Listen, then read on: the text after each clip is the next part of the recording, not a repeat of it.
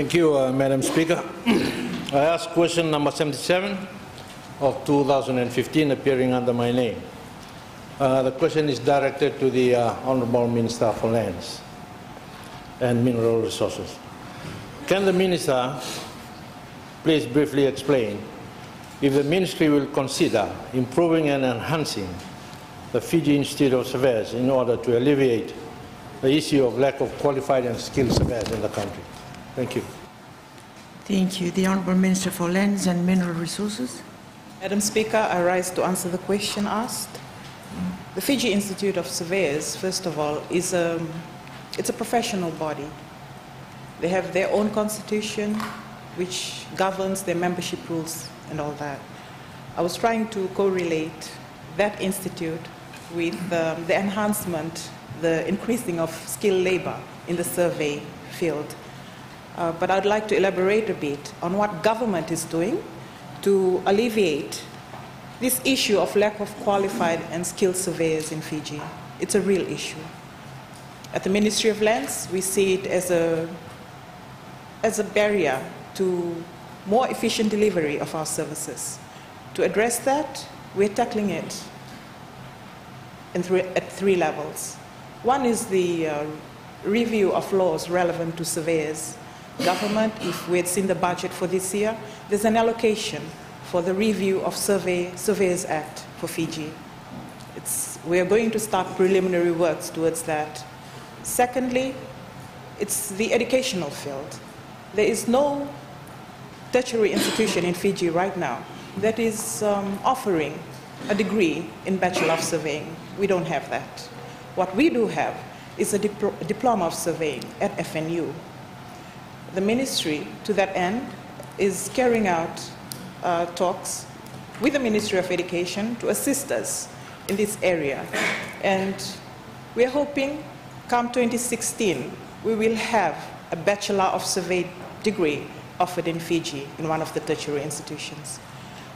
At the third level, to address our short-term needs within the Ministry, government is looking towards other governments, foreign surveyors, to come in and assist us with this drastic need we're facing right now in the Ministry of Lands, to also assist in capacity building within the Ministry in the survey field. Thank you, Madam Speaker. Thank you.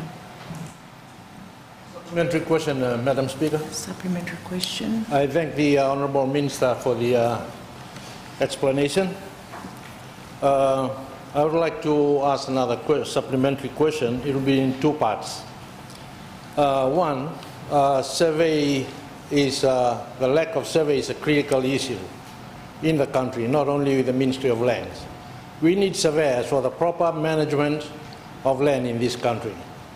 And what measures has the Ministry undertaken to train surveyors, and what is the time frame that they will fulfill all the vacancies in the Ministry? Secondly, how the Ministry can allow surveyors employed in government to do private work while they don't have enough surveyors themselves? And how do they supervise these surveyors? Thank you, Madam Speaker. Thank you. We've had two supplementary questions. I will now ask the Minister for Lands and Mineral Resources to answer them. Thank you, Madam Speaker. On the first supplementary question on the training of surveyors, government has since 2014 set aside 39 scholarships for diploma in surveying and also a degree in land management. With these qualifications, students who come out of USP and FNU, most of them are absorbed into our ministry. And what they do, they actually work with registered surveyors within the ministry to upskill, to go into the field of surveying. It doesn't mean they become surveyors automatically. What they need to do is to sit for an exam after so many years of practical work. Sit for an exam which is set by the Surveyors Registration Board in Fiji. If they pass that, then they become registered surveyors in Fiji. On government surveyors that are doing private work, this was a decision that was made by the PSC. The idea was to, because most qualified professionals in government, because there's more lucrative work outside, there's more pay, they opted to shift out of government. So what government did was allow them to do this, but there are conditions. They cannot just do it as and when they wish. Approval has to be given by the permanent secretary for the Ministry of Lands. In order to do that, of course, a relevant factor to consider would be the amount of work in-house that needs to be done. So if we reach a decision that, no, there's too much work to be done now, which is the case right now, so you cannot do that, that discretion is still with management to make as and when. Thank you, Madam Speaker. Thank you. The Honourable Vuniwaqa. I thank the Honourable Minister for her explanation this morning in regards to the processes that's in place and the need for more surveys. On a daily basis in Lambas, Madam Speaker, landowners, they come to me nearly every day with their proposals to make subdivisions. And the cost of surveys are very high. And there are few surveys in Lambas, not qualified surveys. They know how to do the drawings to assist the landowners to prepare a scheme plan to be submitted at the town and country planning.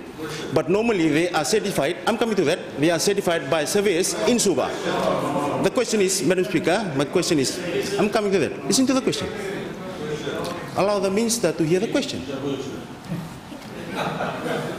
What can be done by the board, by the Ministry, so that the board can register these surveys, and how long can they be the process for them to become registered surveys? They have the technical knowledge, but they need to be registered. What they can do? Thank you. Honourable Minister. Thank you, Madam Speaker. I had said in my first answer that there is an exam that they need to sit.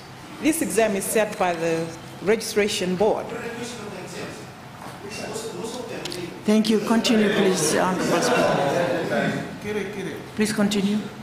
There's an exam that is set.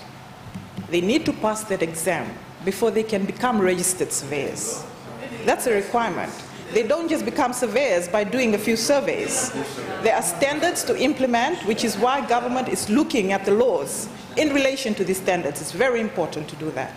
Thank you.